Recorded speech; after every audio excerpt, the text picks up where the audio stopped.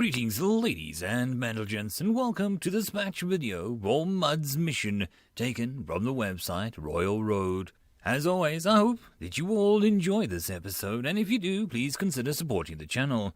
Also, all of these episodes will be available as a podcast on the various different podcast platforms. All the links will be down below. Chapter 97, Mending Misgivings. The student asked a wise man, "Why is there suffering in the world?" "There is suffering because the demiurge designed this world to evoke suffering," replied the wise man. "Why did Yaldabaoth design a world to evoke suffering?" asked the student. "Suffering is the goal of this world, for it is the food of the demiurge." "If the demiurge designed this world to evoke suffering, why then are there times in which they do not suffer?" asked the student. "If suffering were all that we knew, we would soon grow numb to know its pains. Joy gives context to the new suffering that we might endure. Only when experienced love can we feel the pain of a loved one dying. Only when we have felt full can we comprehend hunger. And only once you have had something you can know to miss it. Does not the man who was once wealthy suffer all the more when he becomes destitute? Does that not the man the most loving family weep the most bitter tears when they are all lost? All joy in this world serves only to heighten the depths of despair. There are cases in which men have lived lives of joy from birth until death. Even if you do not personally know a man who has lived a life without suffering, it is possible to imagine such a life as possible in this world. Does that not refute your claim?" asked the student. "Even if such a man were to exist, he would not live in isolation. This brings me to the second reason that the demiurge has included joys in this world. Even should a man never experience a specific joy, he might know its existence by seeing it in others, and having learned the existence of this joy, he realizes what he lacks. In this way, the joy of one man may lead to the suffering of another. Even a man who suffers not in a day in his life may generate food for the demiurge in this way." "You claim that all aspects of this world, as including joy, exists only to cause more suffering. Is that correct?" "Yes," replied the wise man. "Is it possible to imagine a scenario, perhaps after much labor and difficulty through countless generations, that civilization might expand to exert control on this world so that life need not suffer? Such a task is nearly unfathomable in its magnitude, but it is possible to imagine a scenario occurring. Does this not refute your claim?" "I do not believe that scenario refutes my claim," the man replied, "for should such a civilization appear that threatens the designs of the demiurge so directly, the archons need only dismantle it." "Why would the archons act so directly?" asked the students. "They have before," replied the wise man. Excerpt from Dialogues from a Nature of Existence. Mud walked into the round stone slab. Slightly pinkish limestone was subtly indented into the runes, slowly worn down by time. Before Mud had a chance to attempt decoding the script, the earth dragon Lutomachus asked the first question. This was a conversation that demanded all of the golem's focus. "So," began the earth dragon, tapping her flint-like claws against the stone floor, "I hear you want to take over my territory and enslave me. Is that correct?"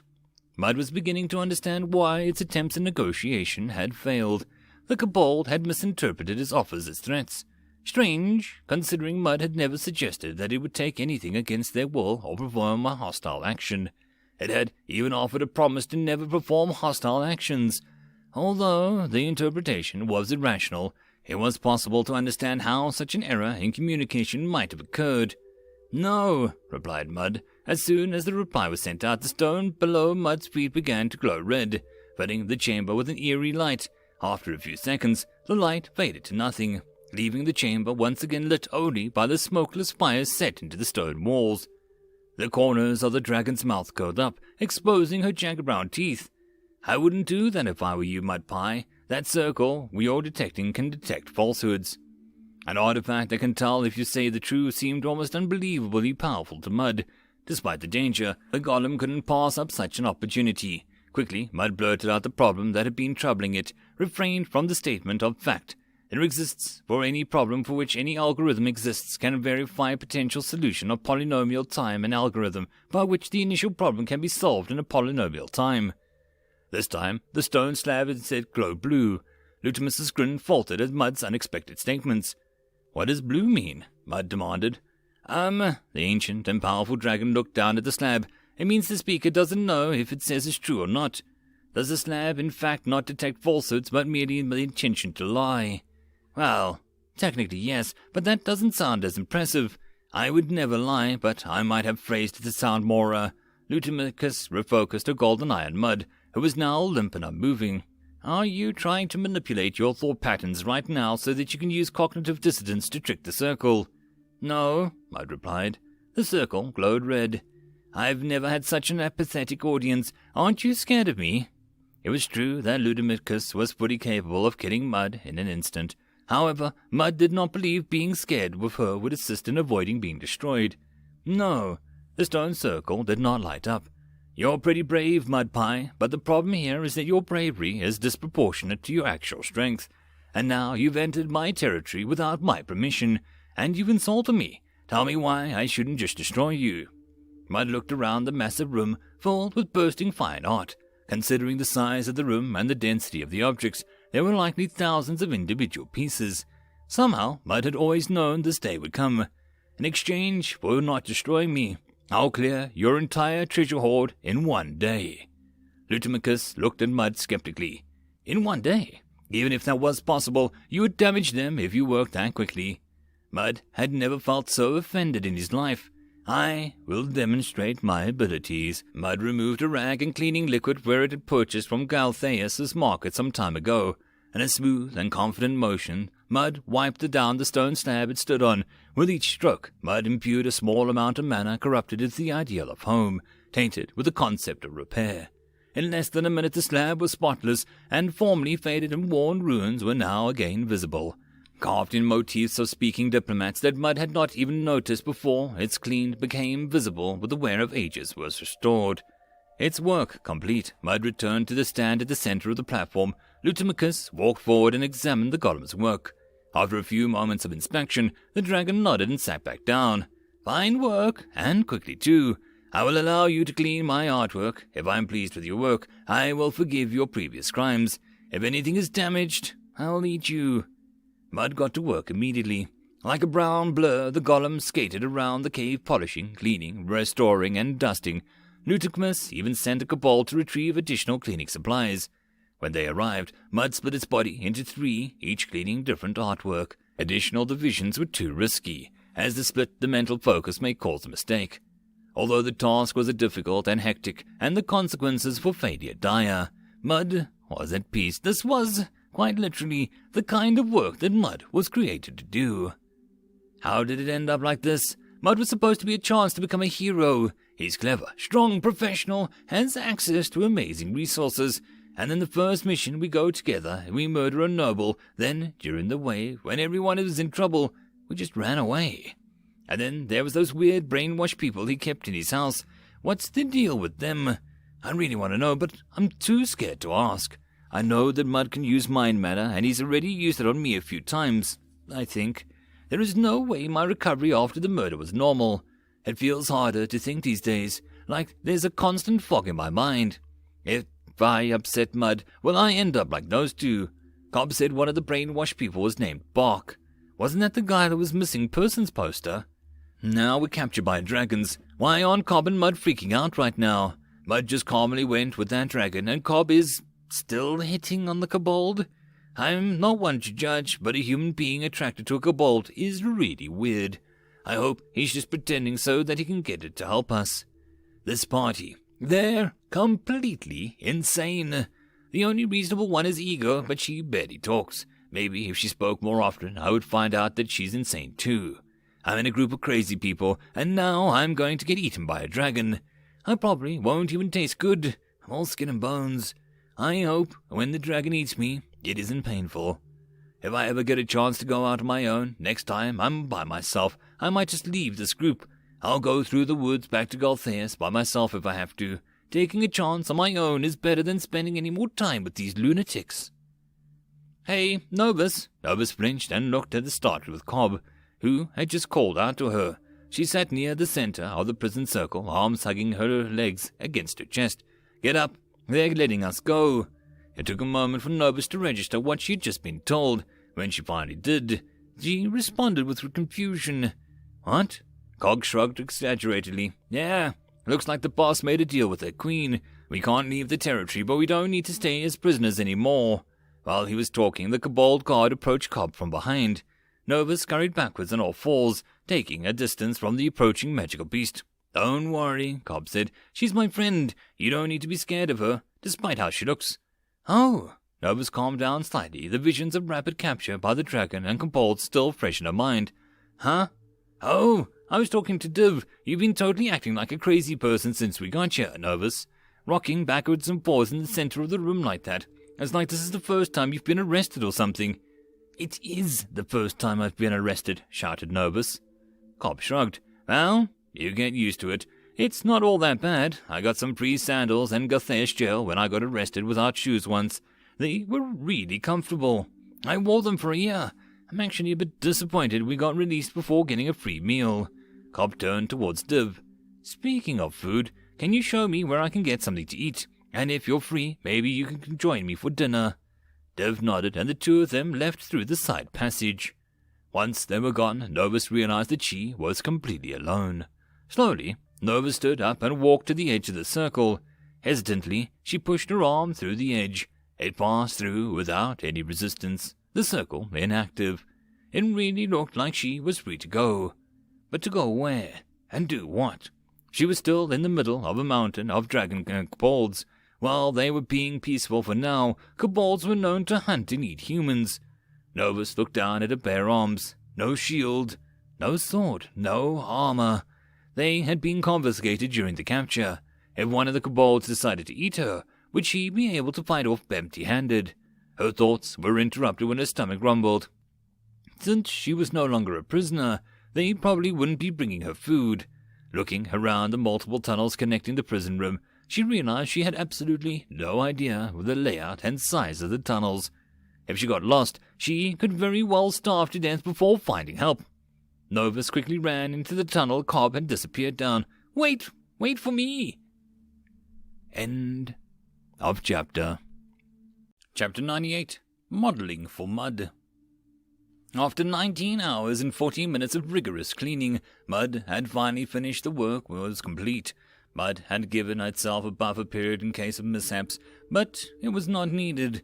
The combination of Mud's advanced Akashic-fueled knowledge of the housework and the instincts of a master butler allowed the task to be completed without a flaw. Its task complete, Mud returned to the corner of the room where the earth dragon Litumicus now rested, curled up into a tight ball. "I'm finished."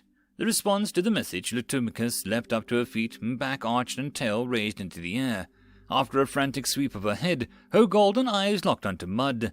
Identifying Mud as the source of the message, she settled back onto the floor, acting as though her startled reaction never happened. "Ah, Mud Pie! You've finished with the cleaning, then?" "That is correct." The dragon closed his cat-like eyes for a moment. "Yes, you've done well, Mud Pie. As per our agreement, you may leave the territory with your life." The Litumicus finished speaking and slowly opened her eyes and observed the unmoving Mud. "Why are you still here?" This time Mud would make sure to the intention to barter was clear. "I wish to negotiate the safety of the items removed from the mansion." Litumicus scoffed. "As a show of my magnanimity, I will allow you to return the objects and do not consider worthy of my hoard. As for those few items that have caught my interest, I will not be relinquishing them." While cleaning the dragon's hoard, Mud noted several of the master's possessions sprinkled throughout. Of particular note was the ego golem, who was strapped securely to a strong metal table in the multitude of chains. Mud considered the rationale of Litumicus. Presumably, her goal was to collect objects that showed signs of skilled workmanship, or which was considered a rare and valuable materials. Unlike Mud's order, which specified the predefined objects which must be protected, Litumicus's prime directive instead appeared to seek out maximum both total number and average quality of items in her possession. Therefore, there might be one scenario in which she would be willing to part with them. "If I provide you an object of superior craftsmanship, can I exchange them for the return of the items removed from the mansion?" A trade, then?" That caught the dragon's attention. Still, after a moment of thought, she shook her snout. "No, I cannot allow that object that I've collected in my hoard to leave this place. Such a thing harms the dragon's honor. We do not collect wealth merely as an investment. It will not be necessary for the object to leave your hoard once they have been returned to me.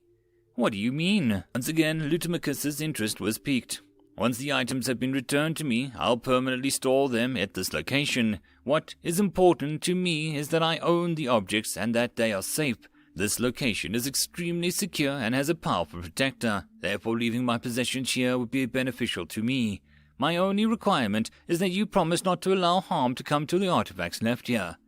So you're offering to give me the works of art, and you will want in exchange to technically have ownership of some items, even though I will never let you bring those items out of the room. A co-ownership, in a sense. The word art was not part of Mud's initial offer, but the golem took it as an extra refinement, and the dragon, yes. Ha! I really don't understand you. What's the point of owning something if you don't physically control it? Well, that's a deal that works for me. Negotiation skill obtained at level 1. A flow of negotiation-related information flowed into Mud, but the golem pushed it aside for the moment. It would examine the knowledge more carefully later. Mud dug through Muddy torso and extricated a small artifact that glowed brightly and barely contained power. Mud held it aloft above his head, filling the dark chamber with a soft white glow. I will exchange this object to regain ownership of the items in the mansion. Mud was unsure if it was art, but it was certainly finely crafted. Oh, how quaint! Lysimachus carefully grasped the Dungeon Wave achievement recorded device between her claws and brought it up to her left eye. It's filled with the smallest fragments of passing souls, mostly tier 1, but there's so many of them. I wonder how long the light'll last. The dragon carefully handed the artifact to a kobold that appeared out of the darkness. Just as suddenly as the kobold arrived, it was slit a statue and vanished from sight. I will accept this trade. The workmanship is basic, but it must have been time-consuming to collect that many soul fragments. I'll give you back the enchanted heating plate. I believe that you will be fair trade. Bud was extremely pleased with this exchange. Not only did it regain one of Master's valuable possessions, but it demonstrated the dragon was willing to trade for the remainder. Even if it was to make an extreme effort in a long amount of time to trade it back for what he had lost, there was now a clear path for reobtaining everything he had lost. My next offering is this artifact. Reaching once again into his torso, Mud extricated a mana magnet that had been removed from the Galthea city dungeon. Upon seeing it, Lysimachus turned her head away in disgust. Oh, Biss! Before the golem could react, the dragon snatched the artifact from Mud's hands and passed it into a waiting kobold. Get this thing out of my mountain. Put it back in the crab house. Go, now! The kobold quickly did as instructed, weaving through the artwork and through the chamber doors and his fluid movements. Once he was gone out from sight, Lysimachus let out a sigh of relief. She then turned towards Mud, anger clear in her eyes. If you bring that thing back into my mountain again, I will kill you. No wonder the air felt so thick. Understood. My next offer is this. This time, Mud held aloft his metallic endoskeleton. Lysimachus took one look at the tangled mass of chains and beside it waved dismissive paw. Psht! That thing is hideous. Mud considered its remaining possessions, which was willing to part with. There was a healing potion he still held by Jabrax, but the other thing of nothing came to mind. Even if the potion was accepted, it would not solve the problem. There were still 5 objects within the hoard that Maid needed to retrieve, and it seemed unlikely the dragon would offer more than 1 object per trade. 2 books taken from Master's bookshelves, the Master's orange robe and the taxidermal manticore, and the coarse ego golem herself needed to be retrieved. There was only one solution that seemed immediately available. I'll return once I've made art. With that, Mud turned and marched out of the dragon's lair. After exploring the tunnels for some time, then receiving directions from several kobolds, Mud finally located its humans in what the kobolds referred to as a sleep den. Within the pile of countless sleeping kobolds, Mud quickly located a pleasantly snoozing cob. Novus was off to the side, leaning against the wall and observing her surroundings warily. When she noticed Mud, the girl sprang to her feet and sprinted over to the golem, wrapping him up in a hug. "Mud, I'm so happy to see you." Novus sobbed lightly. "I thought they were going to eat me."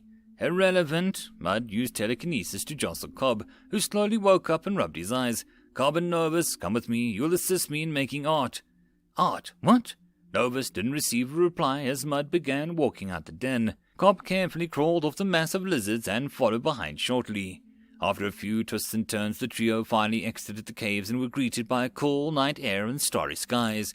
Mud scanned the hillside they emerged on, and, finding what he was looking for, approached the large tree. With a blast of force bolt, the tree toppled to the ground, and the second force bolt near it, middle of the tree, separated the top of the tree, leaving the section of trunk roughly 2 units long. "Nervous, come here." Curious what he had planned, Nervous approached to stand beside Mud. As soon as she neared, Mud pounced upon her and spread out his amorphous form to cover his entire body. Mud, what are you doing?" Nervous's complaints were silenced as her mouth was covered with a layer of wet earth. A short time later, Mud fell off her body, returning to his humanoid form, leaving Nervous to stumble backwards to the ground, gasping for air. "Mud, what the—" Nervous gasped. "Abyss was that about?"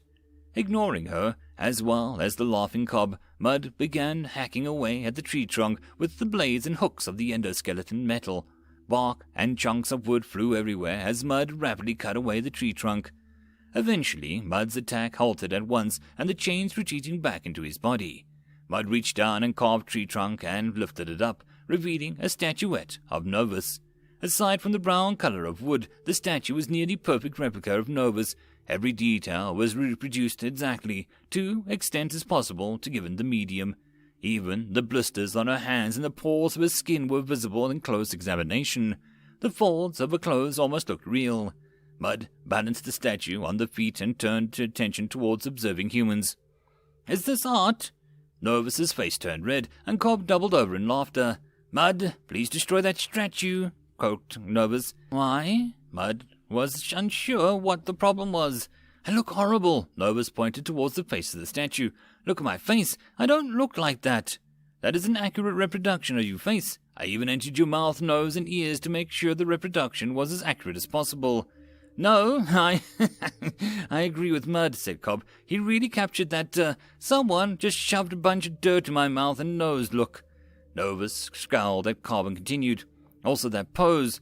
Nervous waved an arm generally towards the statue, which depicted Nervous clawing at the air near her face, leaning heavily backwards and twisting. As it became clear that Mud did not comprehend what was wrong with the sculpture, Nervous decided to try explain things a bit more simply. "Look, a sculpture isn't about being a realistic depiction of something. That's not what art is about. You need to be trying to convey something. It can be something beautiful, or something horrible, or, I don't know, even something normal is okay if you have something to say and can evoke emotion. But this," Nervous gestured towards the statue once more, "is just what I looked like when I was unexpectedly engulfed. It doesn't mean anything, and it doesn't even make sense without the context of knowing what happened." "I understand. The statue is flawed because it is unclear what is occurring. I will add a sign that explains that you are being engulfed." "No, that would still not be, What about including yourself engulfing me in the carving? That would be better than this, at least. Aside from my choice of subject matter, how would you rate the quality of this art? Would you say that it's more or less valuable than a book about rune language embossed with gold leaf?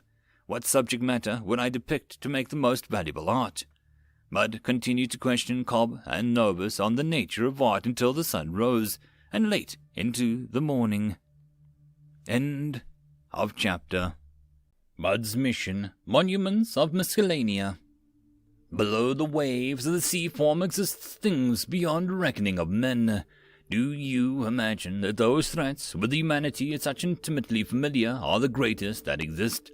Far from what you see are the untamed dungeons of the depths, the ageless Leviathan, and, should one sink deep enough, primordial things that defy description.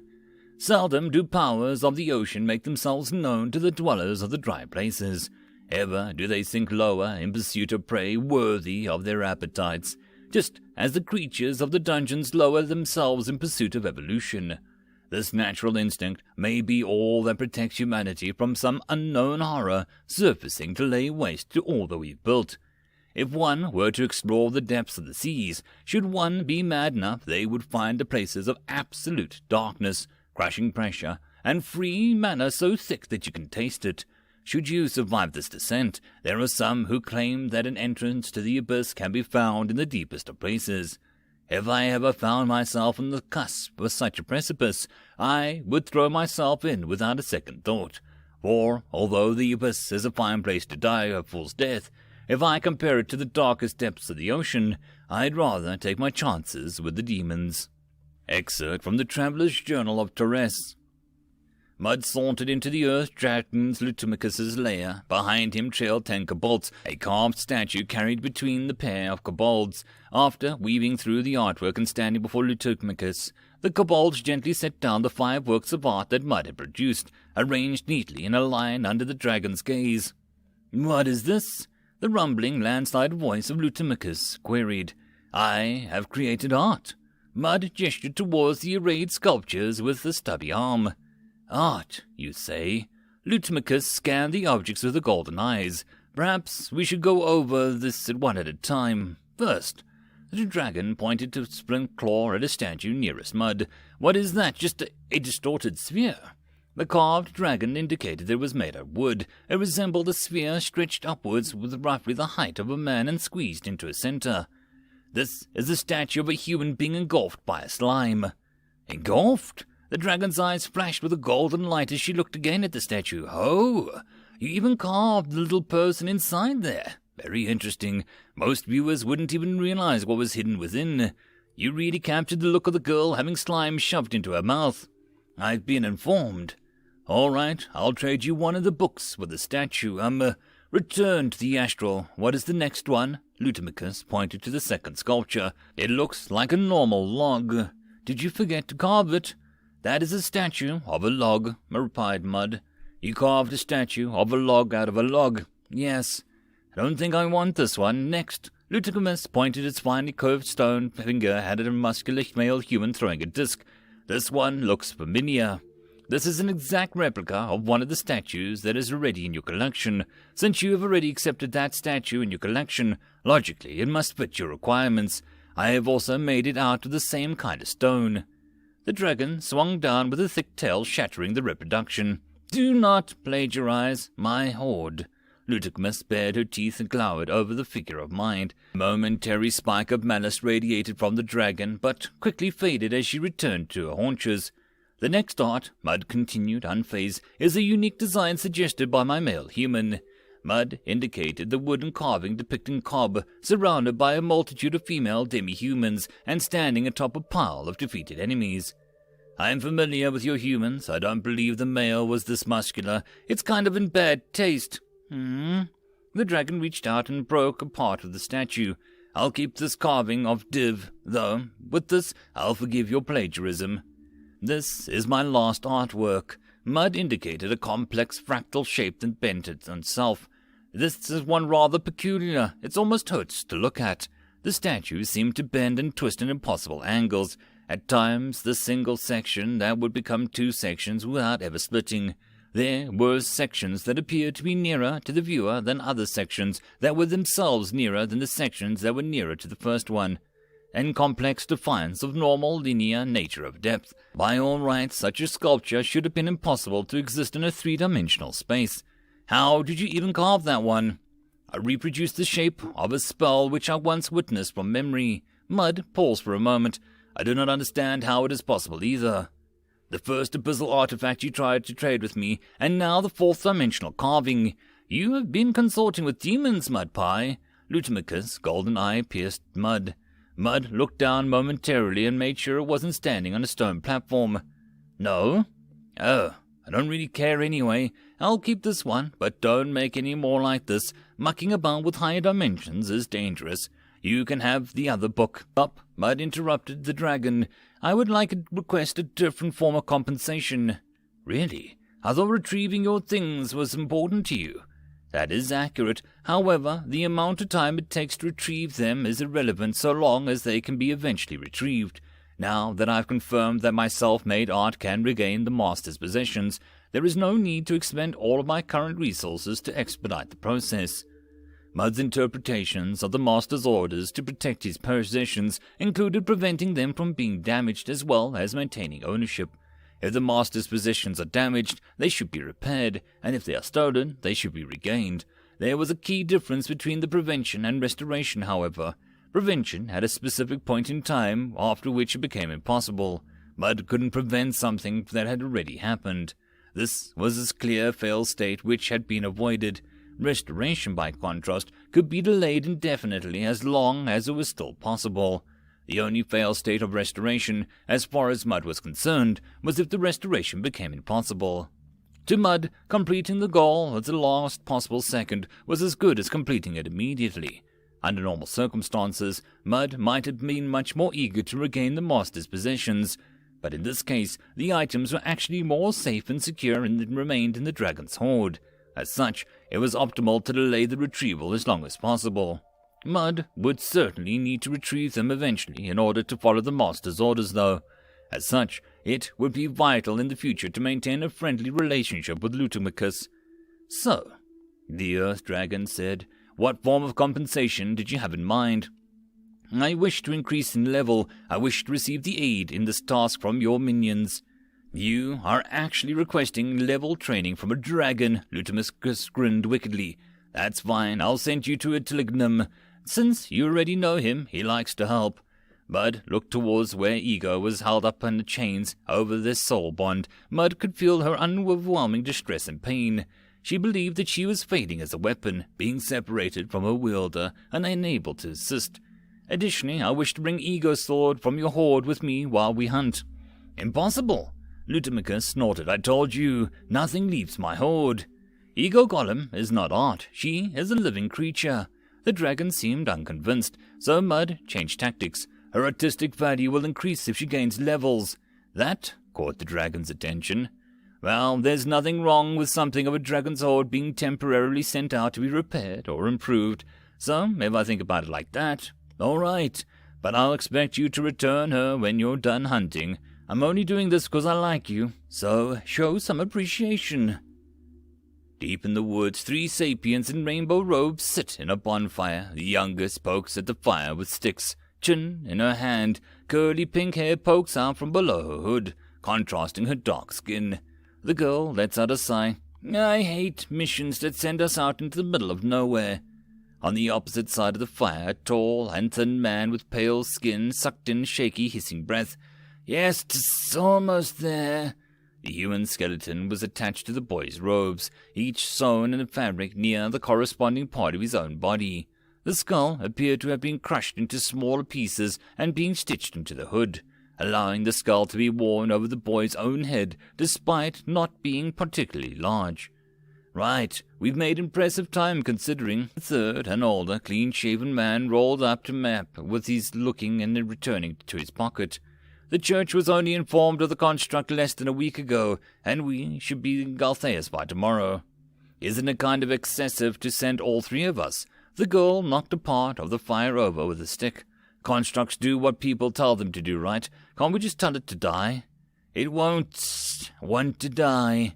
The ghoulish young man replied. Constructs do anything to complete their task. That's what makes them so dangerous. The young man took a few moments to wheeze to catch his breath, the others waiting patiently for him to continue. Sorry, we should expect a fight to the death. And this is an enemy with absolutely no morals. It is not like some bandit who thinks he's twisted because he'll use a hostage. This is the kind of creature that would wipe out all life on this planet because it might get it in its way eventually. A desperate enemy is scary because they'll do anything to win, right? The pink-haired girl looked bored towards the lecturing older man. Well, Construct will always do anything to win. The 3 settled into a silent contemplation, broken only by the crackling of the fire and the tweaking of the forest birds. The girl spoke again. Why don't we just cut off the power source, just disenchant the Construct? We already told you that it doesn't want to die. It will try and stop us.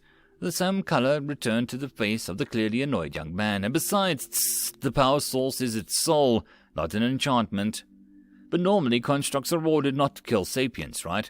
So that means it's not going to be dangerous anyway.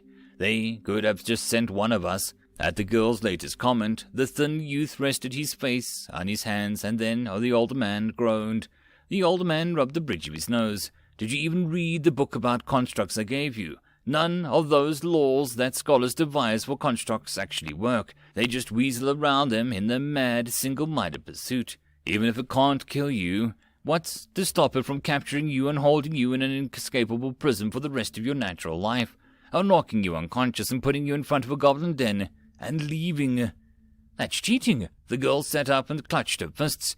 Anyway, I read most of the book. That's why I know that rules of the construct have to follow. She leaned forward and continued poking at the fire. After a few seconds, she sat back up and pointed a finger towards the sky. I have a new idea. If constructs are so strong, why doesn't the church just make a really strong construct and order it to kill other constructs? The cry of her allies' mental anguish echoed through the woods. End of chapter. Mud's Mission, Chapter 100, Monsters Mentorship. The green dragon Utilignum had led his charges through the rough and rocky mountain terrain. Dark clouds were visible far into the west, rolling over the foothills towards the Pankel Mountains. The scattered trees that lay in their path parted on their own accord as Utilignum approached, providing clear and straight passages through the mountain top. One of the dragon's chargers sent the dragon another mental message. Always questions with this one, thought Utilignum. Utilignum, what will we be hunting? The strange walking pile of dirt had wormed his way into the mother god's graces, shambled behind him, head swaying erratically. It was understandable why Lutimachus had taken a liking to him, though. The walking dirt is something of a work of art himself, although he didn't quite fit the requirements to be taken into the horde. The dragon rambled its reply, not bothering to look back at the continued its trek. Mother said I was to level you quickly as a reward, so I'll use this as a practice for when I have my own children and need to strengthen their souls. You'll be trained in the style of the dragon. Behind the walking dirt, the humans followed their proper reverence of the dragon kind, silent and in awe of the draconic majesty. The dirty effigy sent a burst of mana towards its humans, and the diligent silence of the mountaintop was broken by their chatter of reply. The male human spoke for Level 4 human, level 18 swordsman. Next was a mousy human. She seemed to have a particularly respectful fear for dragons, which Utilignum appreciated. I'm level 5 human with level 15 fighter. I gained a lot of levels in the dungeon. A burst of mana also came from Mother's new sword, now being held by the female human, but Utilignum didn't catch it. As soon as the replies completed, the walking dirt again sent a message to its humans. The green dragon was seriously considering investing some effort into learning how to intercept and decode the mind mana messages. Hearing only one side of the conversation was annoying, but Utilignum wouldn't lower himself to asking to be let in on it. Instead, he would surmise that it had asked based on the replies, this time the female spoke first. No, humans can't evolve until level 20 in our race. The loss of our stats would be suffer was not spending those levels in our class. Almost nobody does it. So the dirty little man questioned why the humans hadn't prioritized their racial levels. Reasonable question, but the ignorance of the reply angered Utilignum, even though it was not directed at him. Foolishness! He couldn't help but bellow out. Of course, a noble dragon couldn't just give advice to lower the life form without being begged for his help. Utilignum, explain. That would suffice. Humans are short-sighted. They see only the quick and easy gain from shaping their soul, but disregard the foundation. These humans, with the intricately detailed but weak souls, are like trying to craft a deadly sword out of soft wood. No matter how careful you are in your design, the material is not strong enough to take the task, then it will result in worthlessness. The muddy man, as usual, had another question. Do you recommend only leveling species and never the class? Of course not. That would be akin to having the strongest material to craft with, but leaving it unrefined lump. Both extremes are foolish. A large clump of trees bent over to the side to allow the group's passage. The correct ratio depends on the individual and what you desire out of life, what you need to accomplish your goals. What are your goals? An interesting question, and only one which a dragon had struggled with for some time. Utilignum let out a sigh and sounded like a tree falling. I've come of age, so I need to leave as soon and establish my own home, and I'll need to create my own horde. I think instead of artwork like my mother, I'll collect things of healing for the body and mind. I'd like to make a place where those who are worthy can come from all around the world to find the best of healing. Even the royalty of the sapient and the Abraxian societies will come to me in their times of need. The dragon smiled and gazed into the sky, lost in his imaginations. I'm surprised, commented the male human. I didn't expect dragons to be so compassionate. From what I've learned in stories, I wouldn't expect a dragon to open a hospital. Make no mistake, human. I will kill and destroy to collect the finest tools of healing if I must. What I seek is the prestige of being the greatest healer, not necessarily the act of healing itself. Do you understand? Of course, Ithilia did in fact enjoy helping others, but he would never openly admit it. Such selflessness was unbecoming. It was more healthy to focus on greedy goals that would allow him to help people accidentally. Yeah, I get it. The male human crossed his arms and looked with an eyebrow raised towards Ithilia. The green dragon had a feeling that the human had realized more than intended. Even if the human told the others that the dragon Ithilia is selfish, he could just deny it, though. There was probably no need to eat him. The dirt man sent another question. Would you like me to supply you injured life forms for you to heal? I know of methods to efficiently convert uninjured life forms into injured life forms so that you can heal them. I can supply large volumes of damaged beasts in exchange for rewards. What a disturbing thought. A hospital that made its own victims in order to justify its own existence. No, I don't think we'll be making any deal of the sort. Ithilia paused for a moment in thought. Injured animals would be useful in experimenting with newly acquired tools, or training underlings in healing techniques. Actually, I might have use for your services in the future. That'll have to wait until I've established a new home, though. This time the dirty man did not reply, and the group continued through the forest. The three rainbow-robed assassins stood in the lip of a massive crater in the east of Galtheus. Torrential rain fell from the sky, slowly filling the slow pit of water. The pink-haired, chocolate-skinned girl lowered herself into the squat to look into the pit.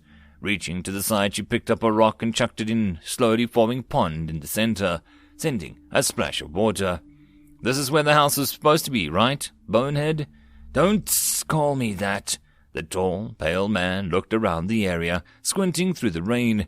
His vibrant robe was soaked through, streams of water following the human bones had sown in it.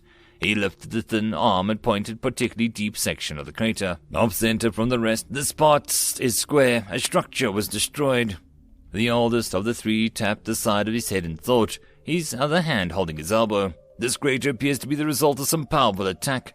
That matches reports of the sounds of a powerful explosion east of town on the day of the invasion. But even an attack could do this wouldn't have been able to destroy all evidence of a basement that's even lower than the impact crater. No, the reason the home of Sithlar is missing is likely not a direct result of the made this pit. Maybe the house just walked away. The pink-haired girl chucked another rock into the waters below. That's actually possible. The bonehead let a wheezing gasp. Sithlar was a skilled engineer. He seemed genuinely shocked as the associate had given a good idea. Flight would have been more likely, but certainly moving houses are not unheard of. The older assassin floated into the air. He hovered over the pit and above the square foundation, looking around the area for any further clues. Oh my, it seems Pumier was onto something. I see some indents in the ground near the pit and, The older man trailed off as he flew towards the woods at the right crater's edge. The path continues. We have a trail to follow. The older man floated back to the ground, landing beside the associates. Let's go. Pumier jumped up in protest. Can't we wait in town until the storm passes? I'm soaked, and I wouldn't mind getting some coffee or something sweet to eat. No, we can't allow the trail to get cold. What about me growing cold? Was some trail more important than your friend? Besides, how fast can a house run away? Friend? The thin man with a complicated expression on his face. Enough, we're leaving now. You can have all the sweets you want when we execute the construct. Fine. Pumier crossed her arms and pouted. But you're paying. The trio pushed through the storm, following the trail of gouges left into the woods. Ah, here we are, Ithilia announced as the group neared the lang crack on the mountain. The split was deep, and the afternoon sun couldn't light up the full depth. Even Mud's superior runic vision could not see the bottom. Considering the lack of notable nearby topography, Mud assumed that this pit contained their quarry. Mud sent a mental message to the draconic guide. Ithilia, what are we hunting at the bottom of this crevice? Basilisks, the dragon replied quickly. The scarred human reacted with uncharacteristic shock. Basilisks? Are you trying to kill us? Novus reached up much more expectant look that appeared by default reaction to new information. Cobb's right. There is no way that we can take on one basilisk nest. Both humans appeared to have a considerable fear of basilisks. Mud decided to check the almanac to find out why. Members of Beast Basilisk, a medium-sized magical predator with an upper body that resembled a chicken and a lower body that resembles a snake. Due to their appearance, basilisks have a strong association with Abraxas. Basilisks are highly deadly, having an ability to transform almost any substance into stone using their touch, voice, or their gaze. Extreme risk class tier 4. Mud had to admit that this was considerably beyond the risk threshold. It telling them this is unacceptably dangerous. We'll find something else to hunt. If you cannot handle the risk, you should not have asked a dragon for training. You have only your own foolishness to blame. I've said that I'll train you as a dragon, and I do not go back on my word. Before Mud could even argue further, Atilignim grabbed the entire group and threw them into the crevice. As they fell, the dragon's rumbling voice echoed down behind them. If you attempt to flee before slaying the basilisks within these caves, I'll eat you for attempting to make me a liar. Overcome this trial and become mighty. End of chapter. And that, my friends, concludes this video. I hope that you enjoyed. If you did, please consider supporting the author from the link down below. Otherwise, if you wish to support this channel, there are numerous ways to do so, like liking, subscribing, and possibly even becoming a patron. Otherwise, the easiest way would be to share. And until the next video, I hope that you all have a good one, and I'll see you then. Cheers.